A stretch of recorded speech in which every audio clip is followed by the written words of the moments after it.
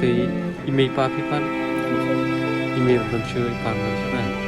to kata umpeleng atau umpeleng sari sosumari pi tinde dapat somar